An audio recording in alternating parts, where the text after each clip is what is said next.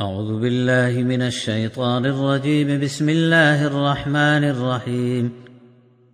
قد أفلح المؤمنون الذين هم في صلاتهم خاشعون والذين هم عن اللغو معرضون والذين هم للزكاة فاعلون والذين هم لفروجهم حافظون إلا على أزواجهم أو ما ملكت أيمانهم فإنهم غير ملومين، فمن ابتغى وراء ذلك فأولئك هم العادون والذين هم لأماناتهم وعهدهم راعون والذين هم على صلواتهم يحافظون أولئك هم الوارثون الذين يرثون الفردوس هم فيها خالدون. ولقد خلقنا الإنسان من سلالة من طين ثم جعلناه نطفة في قرار مكين ثم خلقنا النطفة علقة فخلقنا العلقة مضغة فخلقنا المضغة عظاما فكسونا العظام لحما ثم أنشأناه خلقا آخر فتبارك الله أحسن الخالقين. ثم إنكم بعد ذلك لميتون ثم إنكم يوم القيامة تبعثون.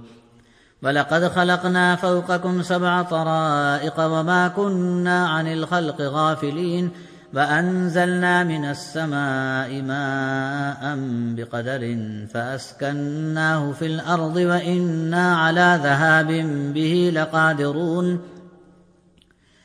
فأنشأنا لكم به جنات من نخيل وأعناب لكم فيها فواكه كثيرة ومنها تأكلون وشجرة تخرج من طور سيناء تنبت بالدهن وصبغ للآكلين وإن لكم في الأنعام لعبرة نسقيكم مما في بطونها ولكم فيها منافع كثيرة ومنها تأكلون وعليها وعلى الفلك تحملون. ولقد أرسلنا نوحا إلى قومه فقال يا قوم اعبدوا الله ما لكم من إله غيره أفلا تتقون. فقال الملأ الذين كفروا من قومه ما هذا إلا بشر مثلكم يريد أن يتفضل عليكم ولو شاء الله لأنزل ملائكة ما سمعنا بهذا في آبائنا الأولين إن هو إلا رجل به جنة فتربصوا به حتى حين. قال رب انصرني بما كذبون. فأوحينا إليه أن اصنع الفلك بأعيننا ووحينا فإذا جاء أمرنا وفارت النور فاسلك فيها من كل زوجين 2 وأهلك إلا من سبق عليه القول منهم ولا تخاطبني في الذين ظلموا إنهم مغرقون. فإذا استويت أنت ومن معك على الفلك فقل الحمد لله الذي نجانا من القوم الظالمين وقل رب أنزلني منزلا مباركا وأنت خير المنزلين إن في ذلك لآيات وإن كنا لمبتلين. ثم أنشأنا من بعدهم قرنا آخرين فأرسلنا فيهم رسولا منهم أن اعبدوا الله ما لكم من إله غيره أفلا تتقون. وقال الملأ من قومه الذين كفروا وكذبوا بلقاء الآخرة وأترفناهم في الحياة الدنيا ما هذا إلا بشر مثلكم يأكل مما تأكلون منه ويشرب مما تشربون ولئن أطعتم بشرا مثلكم إنكم إذا لخاسرون.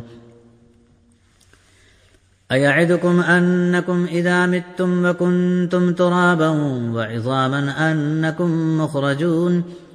هيهات هيهات لما توعدون إن هي إلا حياتنا الدنيا نموت ونحيا وما نحن بمبعوثين إن هو إلا رجل افترى على الله كذبا وما نحن له بمؤمنين. قال رب انصرني بما كذبون. قال عما قليل ليصبحن نادمين فأخذتهم الصيحة بالحق فجعلناهم غثاء فبعدا للقوم الظالمين. ثم أنشأنا من بعدهم قرونا آخرين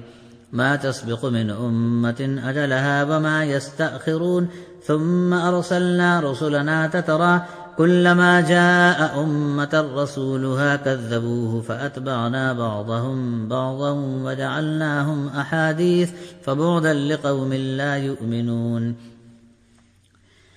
ثم أرسلنا موسى وأخاه هارون بآياتنا وسلطان مبين إلى فرعون وملئه فاستكبروا وكانوا قوما عالين فقالوا أنؤمن لبشرين مثلنا وقومهما لنا عابدون فكذبوهما فكانوا من المهلكين ولقد آتينا موسى الكتاب لعلهم يهتدون وجعلنا ابن مريم وأمه آية وآويناهما إلى ربوة ذات قرار ومعين يا أيها الرسل كلوا من الطيبات واعملوا صالحا إني بما تعملون عليم وإن هذه أمتكم أمة واحدة وأنا ربكم فاتقون فتقطعوا أمرهم بينهم زبرا كل حزب بما لديهم فرحون فذرهم في غمرتهم حتى حين أيحسبون أنما نمدهم به من مال وبنين نسارع لهم في الخيرات بل لا يشعرون إن الذين هم من خشية ربهم مشفقون والذين هم بآيات ربهم يؤمنون والذين هم بربهم لا يشركون والذين يؤتون ما آتوا وقلوبهم وجلة أنهم إلى ربهم راجعون أولئك يسارعون في الخيرات وهم لها سابقون ولا نكلف نفسا إلا وسعها ولدينا كتاب ينطق بالحق وهم لا يظلمون بل قلوبهم في غمرة من هذا ولهم أعمال من دون ذلك هم لها عاملون حتى إذا أخذنا مترفيهم بالعذاب إذا هم يجأرون لا تجأروا اليوم إنكم منا لا تنصرون قد كانت آياتي تتلى عليكم فكنتم على أعقابكم تنكصون مستكبرين به سامرا تهجرون أفلم يدبروا القول أم جاءهم ما لم يأت آباءهم الأولين أم لم يعرفوا رسولهم فهم له منكرون أم يقولون به جنة بل جاءهم بالحق وأكثرهم للحق كارهون ولو اتبع الحق أهواءهم لفسدت السماوات والأرض ومن فيهن بل أتيناهم بذكرهم فهم عن ذكرهم معرضون أم تسألهم خرجا فخراج ربك خير وهو خير الرازقين وإنك لتدعوهم إلى صراط مستقيم وإن الذين لا يؤمنون بالآخرة عن الصراط لناكبون ولو رحمناهم وكشفنا ما بهم من ضر للجوا في طغيانهم يعمهون ولقد أخذناهم بالعذاب فما استكانوا لربهم وما يتضرعون حتى إذا فتحنا عليهم بابا ذا عذاب شديد إذا هم فيه مبلسون وهو الذي أنشأ لكم السمع والأبصار والأفئدة قليلا ما تشكرون وهو الذي ذرأكم في الأرض وإليه تحشرون وهو الذي يحيي ويميت وله اختلاف الليل والنهار أفلا تعقلون بل قالوا مثل ما قال الأولون قالوا أئذا متنا وكنا ترابا وعظاما أئنا لمبعوثون لقد وعدنا نحن وآباؤنا هذا من قبل إن هذا إلا أساطير الأولين قل لمن الأرض ومن فيها إن كنتم تعلمون سيقولون لله قل أفلا تذكرون قل من رب السماوات السبع ورب العرش العظيم سيقولون لله قل أفلا تتقون قل من بيده ملكوت كل شيء وهو يجير ولا يجار عليه إن كنتم تعلمون سيقولون لله قل فأنى تسحرون بل أتيناهم بالحق وإنهم لكاذبون ما اتخذ الله من ولد وما كان معه من إله إذا لذهب كل إله بما خلق ولعلى بعضهم على بعض سبحان الله عما يصفون عالم الغيب والشهادة فتعالى عما يشركون قل رب إما تريني ما يوعدون رب فلا تجعلني في القوم الظالمين وإنا على أن نريك ما نعدهم لقادرون ادفع بالتي هي أحسن السيئة نحن أعلم بما يصفون وقل رب أعوذ بك من همزات الشياطين وأعوذ بك رب أن يحضرون حتى إذا جاء أحدهم الموت قال رب ارجعون لعلي أعمل صالحا فيما تركت كلا إنها كلمة هو قائلها ومن ورائهم برزخ إلى يوم يبعثون فإذا نفخ في الصور فلا أنساب بينهم يومئذ ولا يتساءلون فمن ثقلت موازينه فأولئك هم المفلحون ومن خفت موازينه فأولئك الذين خسروا أنفسهم في جهنم خالدون تلفح وجوههم النار وهم فيها كالحون ألم تكن آياتي تتلى عليكم فكنتم بها تكذبون قالوا ربنا غلبت علينا شقوتنا وكنا قوما ضالين ربنا أخرجنا منها فإن عدنا فإنا ظالمون قال اخسئوا فيها ولا تكلمون إنه كان فريق من عبادي يقولون ربنا آمنا فاغفر لنا وارحمنا وأنت خير الراحمين فاتخذتموهم سخريا حتى أنسوكم ذكري وكنتم منهم تضحكون إني جزيتهم اليوم بما صبروا أنهم هم الفائزون قال كم لبثتم في الأرض عدد سنين قالوا لبثنا يوما أو بعض يوم فاسأل العادين قال إن لبثتم إلا قليلا لو أنكم كنتم تعلمون أفحسبتم أنما خلقناكم عبثا وأنكم إلينا لا ترجعون فتعالى الله الملك الحق لا إله إلا هو رب العرش الكريم ومن يدع مع الله إلها آخر لا برهان له به فإنما حسابه عند ربه إنه لا يفلح الكافرون وقل رب اغفر وارحم وأنت خير الراحمين بسم الله الرحمن الرحيم سورة أنزلناها وفرضناها وأنزلنا فيها آيات بينات لعلكم تذكرون الزانية والزاني فاجلدوا كل واحد منهما 100 جلدة ولا تأخذكم بهما رأفة في دين الله إن كنتم تؤمنون بالله واليوم الآخر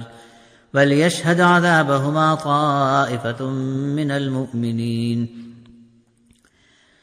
الزاني لا ينكح إلا زانية أو مشركة والزانية لا ينكحها إلا زان أو مشرك وحرم ذلك على المؤمنين والذين يرمون المحصنات ثم لم يأتوا ب4 شهداء فاجلدوهم 80 جلدة ولا تقبلوا لهم شهادة أبدا وأولئك هم الفاسقون إلا الذين تابوا من بعد ذلك وأصلحوا فإن الله غفور رحيم والذين يرمون أزواجهم ولم يكن لهم شهداء إلا أنفسهم فشهادة أحدهم 4 شهادات بالله إنه لمن الصادقين والخامسة أن لعنة الله عليه إن كان من الكاذبين ويدروا عنها العذاب أن تشهد 4 شهادات بالله إنه لمن الكاذبين والخامسة أن غضب الله عليها إن كان من الصادقين ولولا فضل الله عليكم ورحمته وأن الله تواب حكيم إن الذين جاءوا بالإفك عصبة منكم لا تحسبوه شرا لكم بل هو خير لكم لكل امرئ منهم ما اكتسب من الإثم والذي تولى كبره منهم له عذاب عظيم لولا إذ سمعتموه ظن المؤمنون والمؤمنات بأنفسهم خيرا وقالوا هذا إفك مبين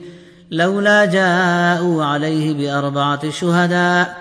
فإذ لم يأتوا بالشهداء فأولئك عند الله هم الكاذبون ولولا فضل الله عليكم ورحمته في الدنيا والآخرة لمسكم فيما أفضتم فيه عذاب عظيم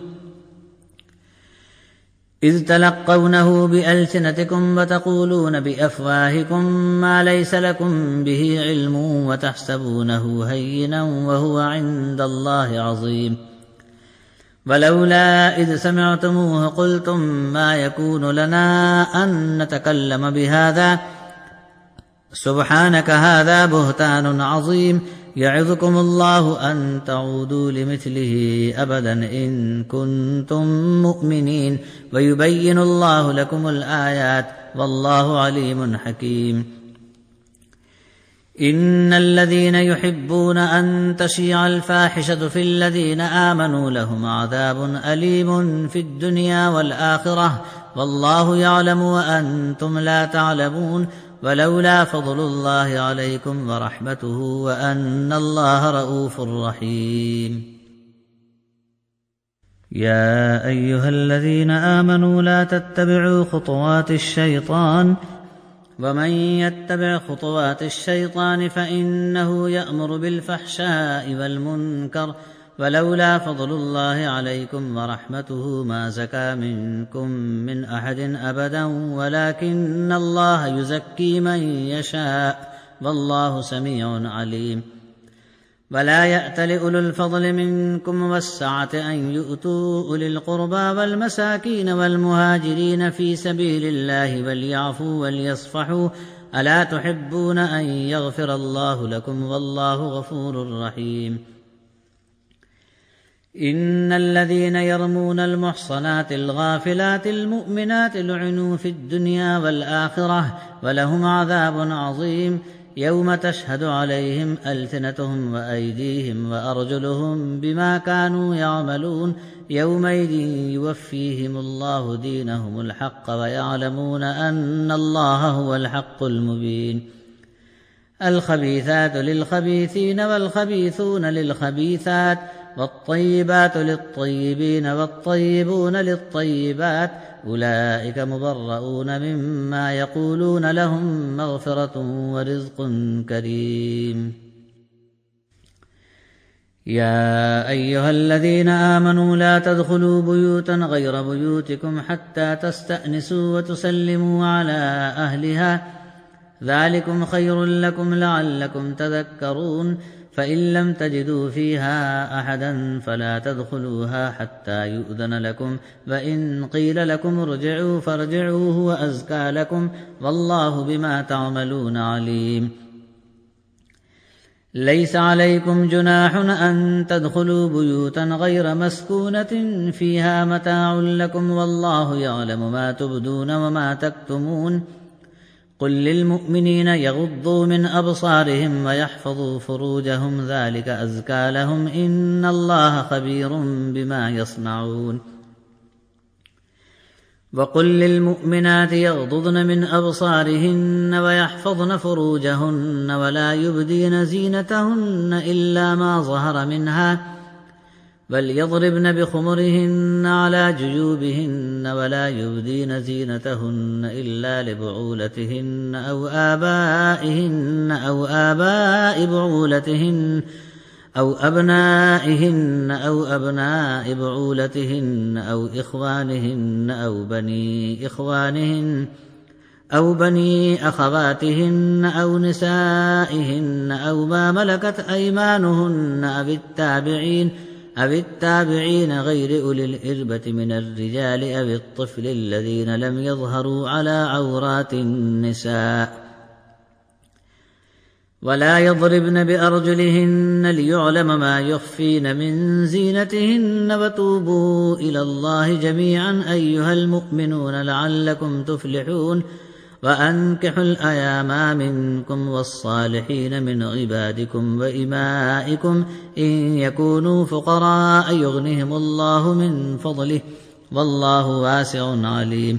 وليستعفف الذين لا يجدون نكاحا حتى يغنيهم الله من فضله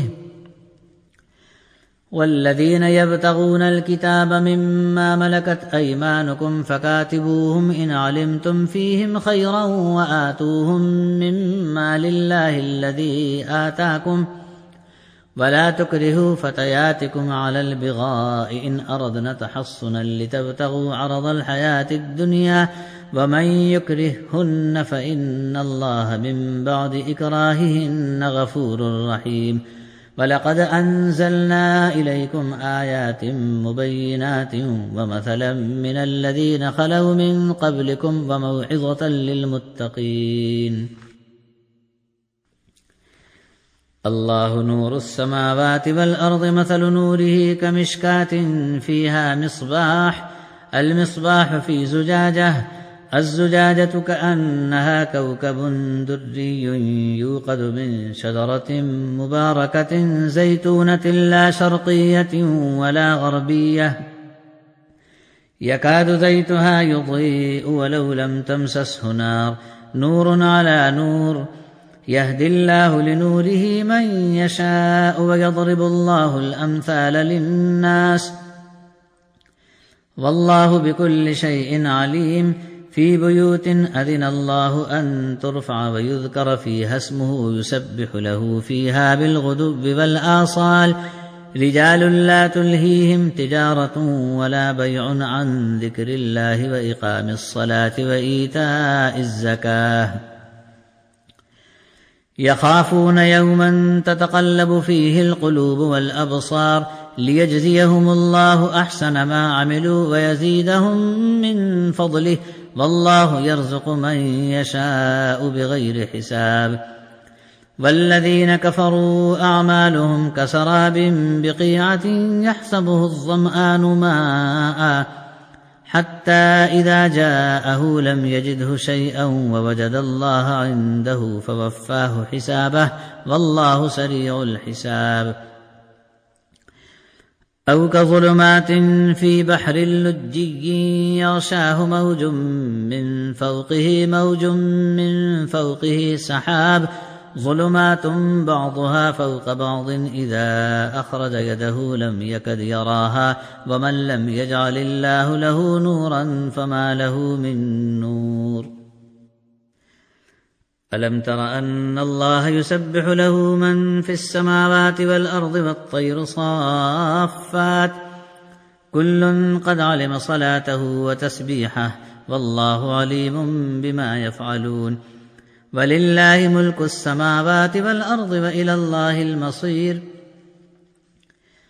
ألم تر أن الله يزجي سحابا ثم يؤلف بينه ثم يجعله ركاما فترى الودق يخرج من خلاله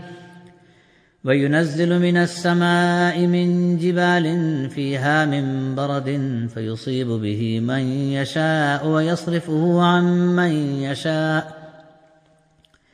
يكاد سنا برقه يذهب بالأبصار يقلب الله الليل والنهار إن في ذلك لعبرة لأولي الأبصار والله خلق كل دابة من ماء فمنهم من يمشي على بطنه ومنهم من يمشي على رجلين ومنهم من يمشي على أربع يخلق الله ما يشاء إن الله على كل شيء قدير لقد أنزلنا آيات مبينات والله يهدي من يشاء إلى صراط مستقيم ويقولون آمنا بالله وبالرسول وأطعنا ثم يتولى فريق منهم من بعد ذلك وما أولئك بالمؤمنين وإذا دعوا إلى الله ورسوله ليحكم بينهم إذا فريق منهم معرضون وإن يكن لهم الحق يأتوا إليه مذعنين أفي قلوبهم مرض أم ارتابوا أم يخافون أن يحيف الله عليهم ورسوله بل أولئك هم الظالمون إنما كان قول المؤمنين إذا دعوا إلى الله ورسوله ليحكم بينهم أن يقولوا سمعنا وأطعنا فأولئك هم المفلحون ومن يطع الله ورسوله ويخشى الله ويتقه فأولئك هم الفائزون وأقسموا بالله جهد أيمانهم لئن أمرتهم ليخرجن قل لا تقسموا طاعة معروفة إن الله خبير بما تعملون قل أطيعوا الله وأطيعوا الرسول فإن تولوا فإنما عليه ما حمل وعليكم ما حملتم وإن تطيعوه تهتدوا وما على الرسول إلا البلاغ المبين وعد الله الذين آمنوا منكم وعملوا الصالحات ليستخلفنهم في الأرض كما استخلف الذين من قبلهم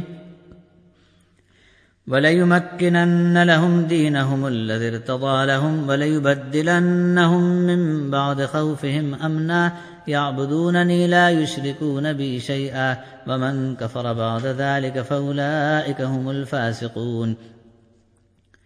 وأقيموا الصلاة وآتوا الزكاة وأطيعوا الرسول لعلكم ترحمون لا تحسبن الذين كفروا معجزين في الأرض ومأواهم النار ولبئس المصير يا أيها الذين آمنوا ليستأذنكم الذين ملكت أيمانكم والذين لم يبلغوا الحلم منكم 3 مرات من قبل صلاة الفجر وحين تضعون ثيابكم من الظهيرة ومن بعد صلاة العشاء 3 عورات لكم ليس عليكم ولا عليهم جناح بعدهن طوافون عليكم بعضكم على بعض كذلك يبين الله لكم الآيات والله عليم حكيم وإذا بلغ الأطفال منكم الحلم فليستأذنوا كما استأذن الذين من قبلهم كذلك يبين الله لكم آياته والله عليم حكيم والقواعد من النساء اللاتي لا يرجون نكاحا فليس عليهن جناح أن يضعن ثيابهن غير متبرجات بزينة وأن يستعففن خير لهن والله سميع عليم ليس على الأعمى حرج ولا على الأعرج حرج ولا على المريض حرج ولا على أنفسكم أن تأكلوا من بيوتكم أو بيوت آبائكم أو بيوت أمهاتكم أو بيوت إخوانكم أو بيوت أخواتكم أو بيوت أعمامكم أو بيوت عماتكم أو بيوت أخوالكم أو بيوت خالاتكم أو ما ملكتم مفاتحه أو صديقكم ليس عليكم جناح أن تأكلوا جميعا أو أشتاتا فإذا دخلتم بيوتا فسلموا على أنفسكم تحية من عند الله مباركة طيبة كذلك يبين الله لكم الآيات لعلكم تعقلون إنما المؤمنون الذين آمنوا بالله ورسوله وإذا كانوا معه على أمر جامع لم يذهبوا حتى يستأذنوه إن الذين يستأذنونك أولئك الذين يؤمنون بالله ورسوله فإذا استأذنوك لبعض شأنهم فأذن لمن شئت منهم واستغفر لهم الله إن الله غفور رحيم لا تجعلوا دعاء الرسول بينكم كدعاء بعضكم بعضا قد يعلم الله الذين يتسللون منكم لواذا فليحذر الذين يخالفون عن أمره أن تصيبهم فتنة أو يصيبهم عذاب أليم ألا إن لله ما في السماوات والأرض قد يعلم ما أنتم عليه ويوم يرجعون إليه فينبئهم بما عملوا والله بكل شيء عليم. بسم الله الرحمن الرحيم. تبارك الذي نزل الفرقان على عبده ليكون للعالمين نذيرا الذي له ملك السماوات والأرض ولم يتخذ ولدا ولم يكن له شريك في الملك وخلق كل شيء فقدره تقديرا واتخذوا من دونه آلهة لا يخلقون شيئا وهم يخلقون ولا يملكون لأنفسهم ضرا ولا نفعا ولا يملكون موتا ولا حياة ولا نشورا وقال الذين كفروا إن هذا إلا إفك افتراه وأعانه عليه قوم آخرون فقد جاءوا ظلما وزورا وقالوا أساطير الأولين اكتتبها فهي تملى عليه بكرة وأصيلا قل أنزله الذي يعلم السر في السماوات والأرض إنه كان غفورا رحيما وقالوا ما لهذا الرسول يأكل الطعام ويمشي في الأسواق لولا أنزل إليه ملك فيكون معه نذيرا أو يلقى إليه كنز أو تكون له جنة يأكل منها وقال الظالمون إن تتبعون إلا رجلا مسحورا انظر كيف ضربوا لك الأمثال فضلوا فلا يستطيعون سبيلا تبارك الذي إن شاء جعل لك خيرا من ذلك جنات تجري من تحتها الأنهار ويجعل لك قصورا بل كذبوا بالساعة وأعتدنا لمن كذب بالساعة سعيرا إذا رأتهم من مكان بعيد سمعوا لها تغيظا وزفيرا وإذا ألقوا منها مكانا ضيقا مقرنين دعوا هنالك ثبورا لا تدعوا اليوم ثبورا واحدا وادعوا ثبورا كثيرا قل أذلك خير أم جنة الخلد التي وعد المتقون كانت لهم جزاء ومصيرا لهم فيها ما يشاءون خالدين كان على ربك وعدا مسئولا ويوم يحشرهم وما يعبدون من دون الله فيقول أأنتم أضللتم عبادي هؤلاء أم هم ضلوا السبيل قالوا سبحانك ما كان ينبغي لنا أن نتخذ من دونك من أولياء ولكن متعتهم وآباءهم حتى نسوا الذكر وكانوا قوما بورا فقد كذبوكم بما تقولون فما تستطيعون صرفا ولا نصرا ومن يظلم منكم نذقه عذابا كبيرا وما أرسلنا قبلك من المرسلين إلا إنهم ليأكلون الطعام ويمشون في الأسواق وجعلنا بعضكم لبعض فتنة أتصبرون وكان ربك بصيرا صدق الله العظيم.